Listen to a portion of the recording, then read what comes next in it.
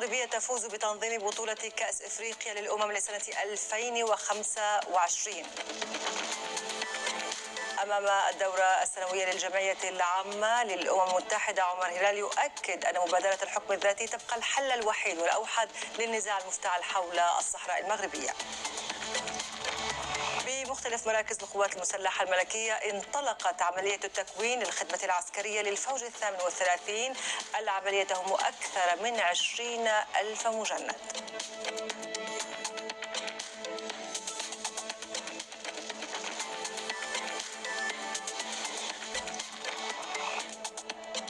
أعلنت وزارة القصور الملكية والتشريفات والأوسمة أن أمير المؤمنين الملك محمد السادس سيترأس اليوم إحياء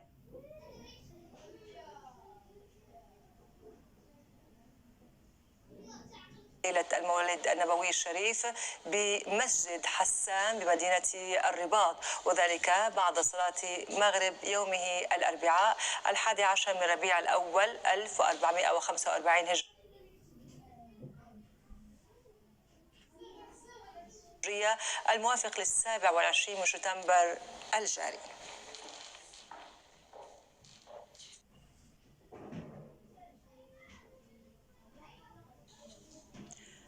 في خبر آخر، فاز المغرب رسميا بشرف تنظيم كأس إفريقيا 2025 بعد تأييد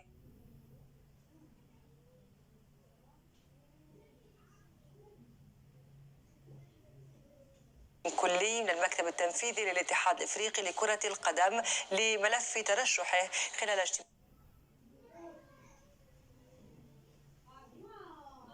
اليوم الأربعاء بالعاصمة المصرية القاهرة. واستقر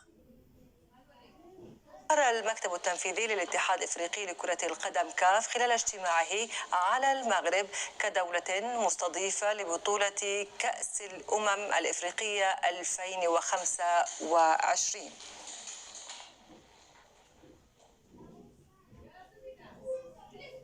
ولمزيد من التفاصيل حول تاريخ المشاركة المغربية في كأس إفريقيا للأمم نتابع هذه الشاشة التفاعلية مع حليمة الدهوي. أهلا حليمة.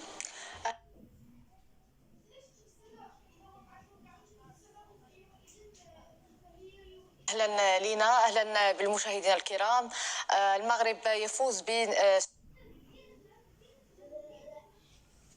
شرف تنظيم كأس إفريقيا لعام 2025. 66 عاما هو عمر كأس إفريقيا لكرة القدم، 33 دورة مرت وال34 ستقام مطلع السنة المقبلة في الكوت ديفوار.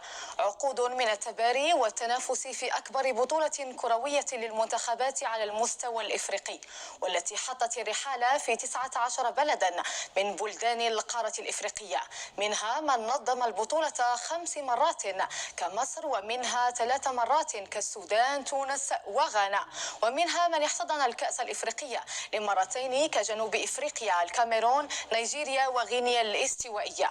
بالنسبة للمغرب فقد نظم الكان مرة واحدة، وكان ذلك قبل 35 سنة، حيث احتضن النسخة 16 التي كان من المفترض أن تنظم في زامبيا. دخل المغرب على الخط وتعاون مع الكاف لعدم إلغاء الدورة التي أجريت بمدينتي الرباط والدار البيضاء. وتوج بلقبها منتخب الكاميرون الذي فاز في النهائي على منتخب نيجيريا، علما أن المنتخب المغربي محتضن البطولة وصل لمربع الكبار وأقصي على يد الفائز باللقب لاحقا. طلب المغرب ود الكأس الإفريقية مرة واحدة، وذلك لتنظيم النسخة 30 في العام 2015، فكان له ذلك، لكن المخاوف من تفشي وباء إيبولا جعلت المغرب يطلب تأجيل البطولة دون أن يلقى آذانا صاغية من الكاف آنذاك برئاسة الكاميروني عيسى حياتو. فتم تنظيم البطولة في موعدها، لكن في غينيا الاستوائية، وهي الطبعة التي شهدت ثاني تتويج قاري لمنتخب الكوت ديفوار. اليوم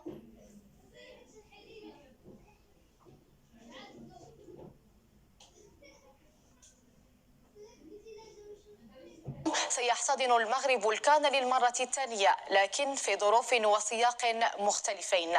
المغرب أصبح نموذجا يحتذى به، فالتطور الرياضي وبكل تفاصيله لا تخطئه العين، بنية تحتية رياضية بالمواصفات العالمية،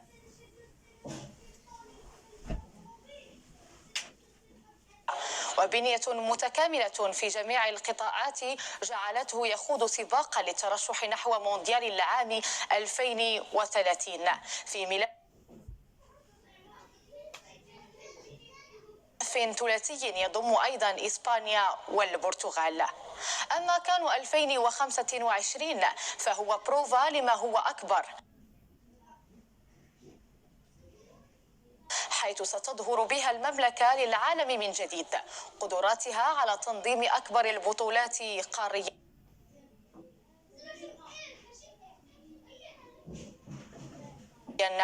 وعالميا. أعود إليك. نعم، شكرا حليمة. نبقى في الشأن المغربي وفي موضوع آخر. مدينة المهن والكفاءات لجهة العيون الساقية الحمراء بنية متعددة الوظائف والقطاعات تندرج في إطار الدينامية الرامية إلى تنمية أقاليم الجنوب، وتروم توفير تكوين مبتكر يلائم المنظومة الاقتصادية الجهوية. شهدت مدينة المهن والكفاءات العيون الساقية الحمراء على مساحة 6 هكتارات وبطاقة استيعابية تصل إلى 2000 مقعد بيداغوجي. المزيد مع النعمة العينين وعدنان العود.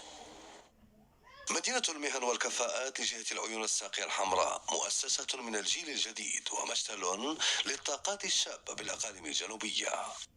فضاء بمواصفات عالمية يقدم عرضا تكوينيا متنوعا يتكون من شعب تواكب التنمية التي تعرفها الصحراء المغربية، وتأخذ بعين الاعتبار التقاء التكوينات مع الحاجيات الحقيقية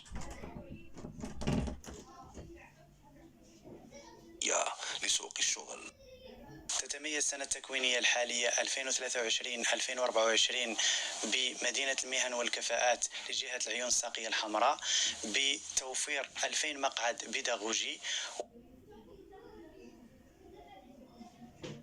وإحداث تكوينات جديدة وحديثة تستجيب لشباب المنطقة وسوق الشغل، مقسمة على 6 أقطاب: قطب الصحة، قطب الرقمنة، اللوجستيك، النقل واللوجستيك، الصيد البحري، الصناعة التقليدية، وقطب التجارة والتسيير. مدينة المهن والكفاءة تضم 6 أقطاب مهنية. هنا في قطب الصحة يتلقى الطلبة دروس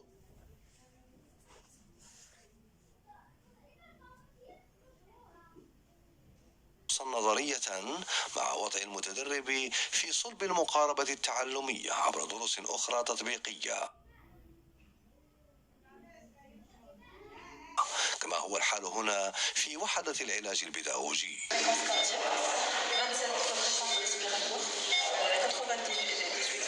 اليوم كانت عندنا حصة ديال تي بي اللي من خلالها عرفنا المؤشرات الحيوية ديال ان باسيون.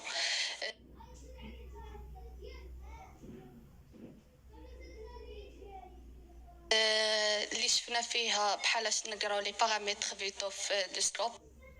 العرض التكويني بمدينة المهن والكفاءات عرض متنوع، فإلى جانب قطب الصحة هناك أقطاب أخرى كقطب الصيد البحري وقطب التسيير والتجارة، مع مقاولة افتراضية وقطب الصناعة التقليدية وقطب العالم الرقمي. أنا اختاريت نكون بمؤسسة CMC حيت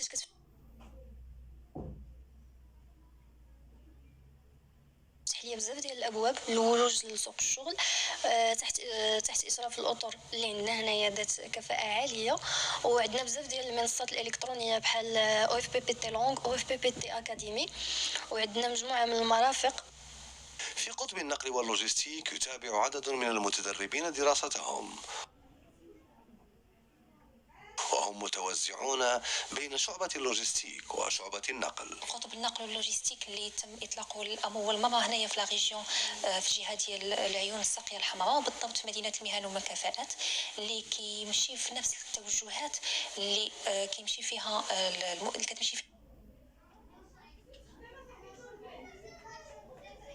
المؤسسة ديالنا انطلاقا من مجموعة من الوحدات النظرية والتطبيقية، وكذلك الفترات التدريبية اللي كتمكن المتدربين ديالنا كيف ما كان النوع ديال التكوين ديالهم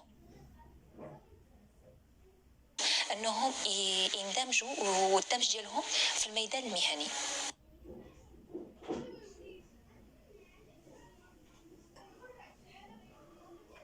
حلبات السياقة بمدينة المهن والكفاءات مدرسة من نوع آخر، حيث تقدم دروس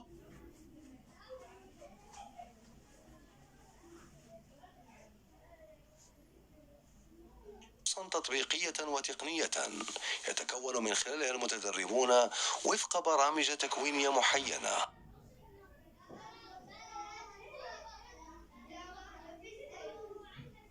تم تطويرها عبر نموذج بيداغوجي جديد.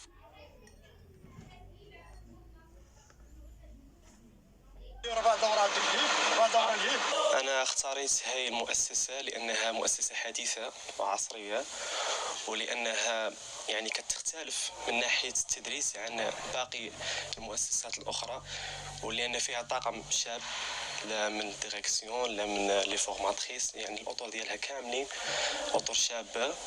واختاريت أنا هاي الشعبة لأنها شعبة مطلوبة جدا في سوق العمل، وخصوصا هون في الأقاليم الجنوبية.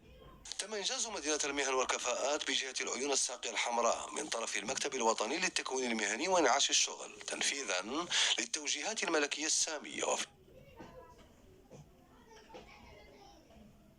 إطار تنزيل خارطة الطريق الجديدة الرامية إلى تطوير قطاع التكوين المهني وفق معايير